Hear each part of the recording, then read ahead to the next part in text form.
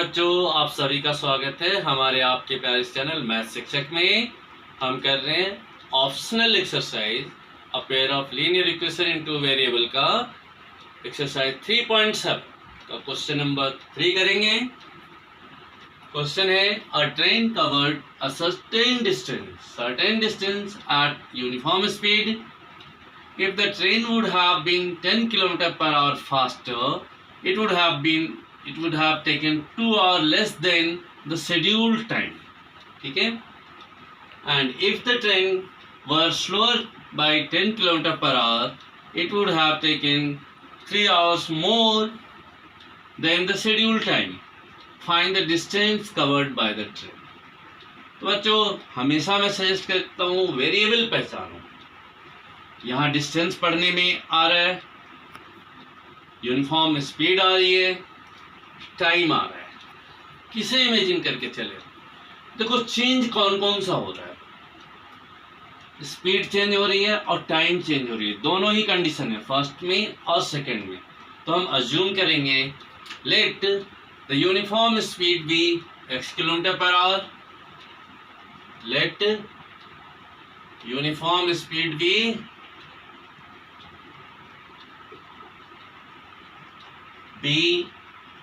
x kilometre per hour, right? And time taken be and schedule time be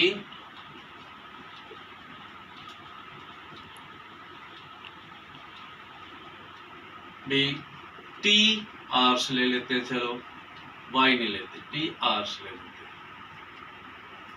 या y ले लें, y hours लेते हैं। चलो y hours।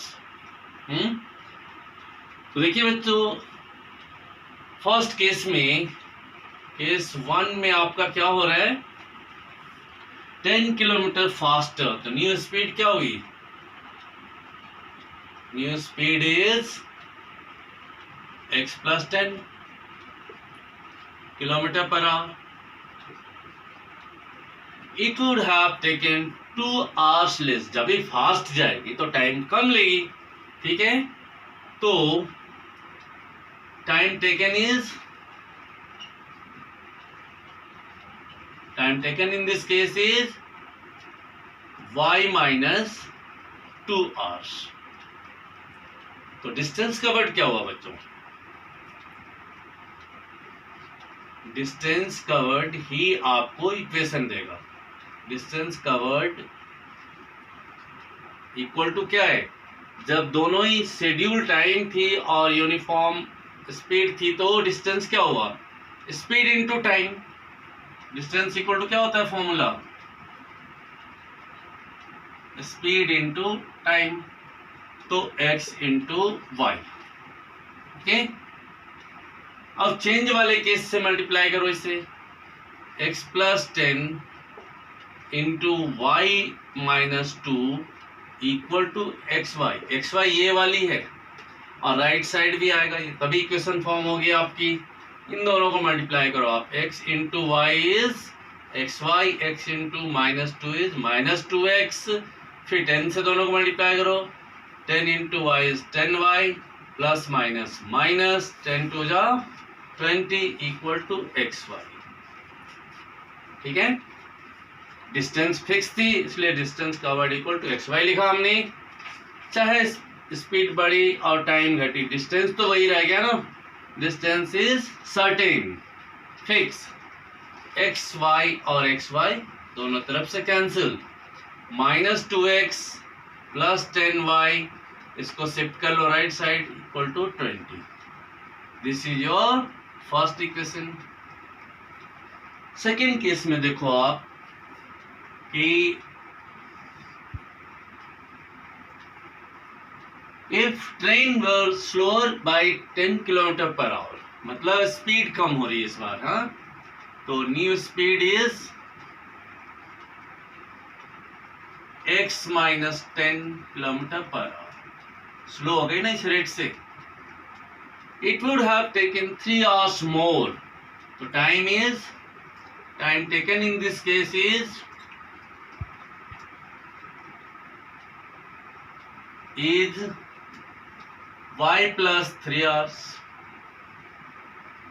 ओके, अब इन दोनों का product equal to x y होगा क्योंकि डिस्टेंस तो वही है, x minus 10 into time y plus 3 equal to x Y.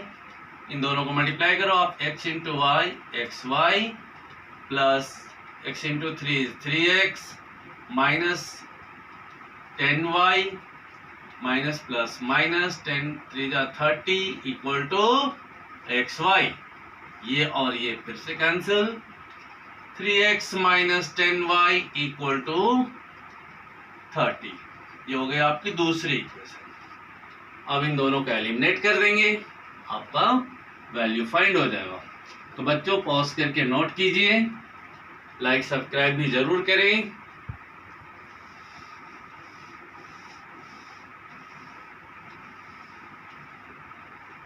तो आपका फर्स्ट इक्वेशन था minus 2x plus 10y equal to 20, और वो सेकेंड वाली 3x माइनस 10y 10y ठीक है इक्वल टू 30.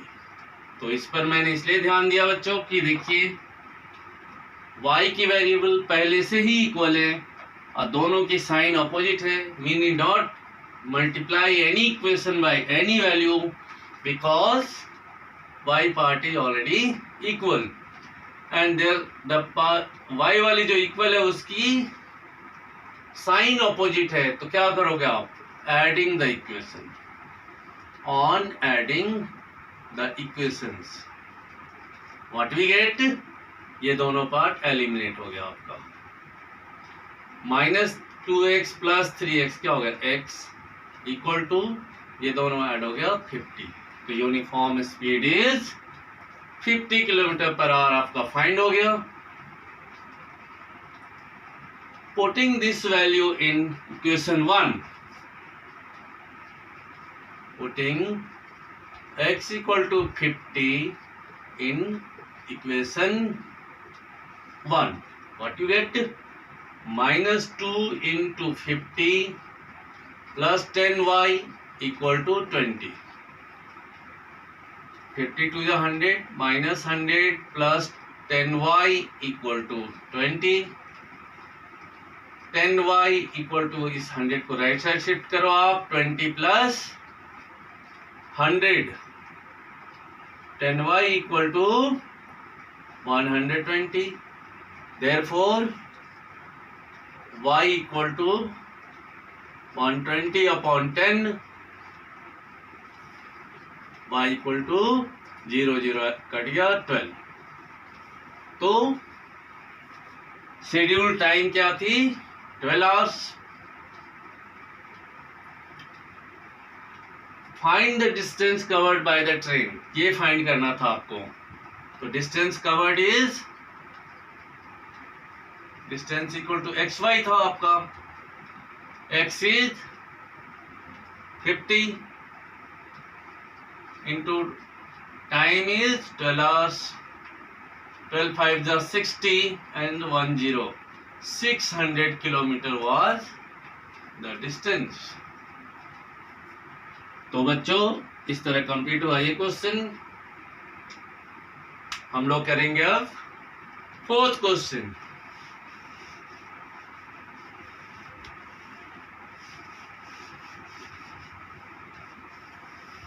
तो आइए बच्चों सॉल्व करते हैं फोर्थ क्वेश्चन.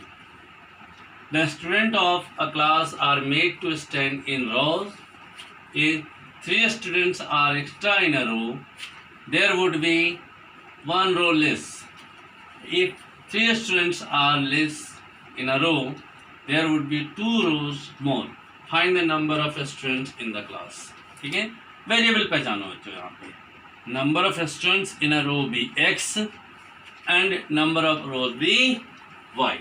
ठीक है, तो देखो ऐसे कि जैसे रोज में ऐसे बच्चों को खड़ा कर दिए.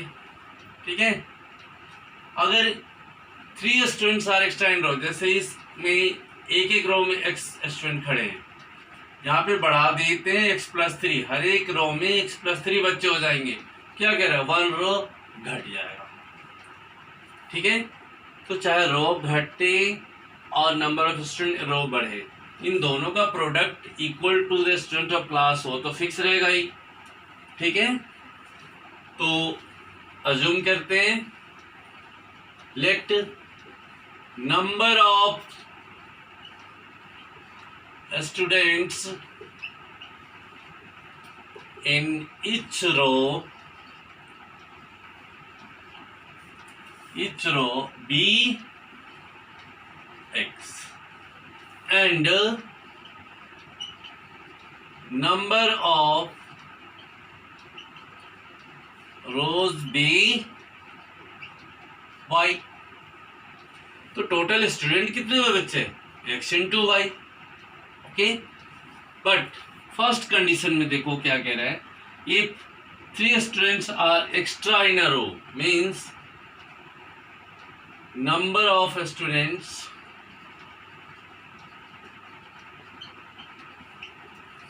इन each row is x+3। A row there would be 1 row less means अब number of rows क्या रह गया, number of rows is y-1। इन दोनों का प्रोडक्ट इक्वल टू इन दोनों के प्रोडक्ट में नंबर ऑफ स्टूडेंट तो फिक्स ही रहना है ना, फेरबदल तो हो रही है number of student in each row and number of rows में। तो x+3 into y-1 equal to xy। इसे लिखना बहुत जरूरी है, नहीं तो आपका xy इधर रह जाएगा, फिर सॉल्व कैसे करोगे। x into y xy minus x into 1 x, फिर 3 से मल्टीप्लाई करो plus 3y plus minus minus 3 into 1 is 3 equal to xy। ये xy cancel, minus x plus 3y equal to 3। First equation frame हो गया। Let's frame another one. If 3 students are less in a row, number of students in a row in this case is x-3 पर रो x-3 कर दिया बच्चों को। तब रोज में number of student घट गया तो नंबर ऑफ रोज तो बढ़ जाएगी ना, तो there would be 2 rows more, so number of row is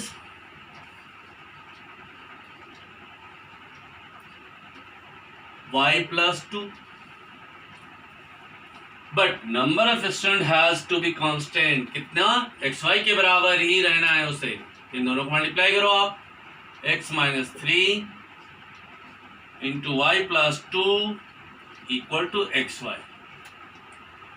x into y is xy plus 2x minus plus minus 3 into y is 3y again minus 3 2 6 equal to xy।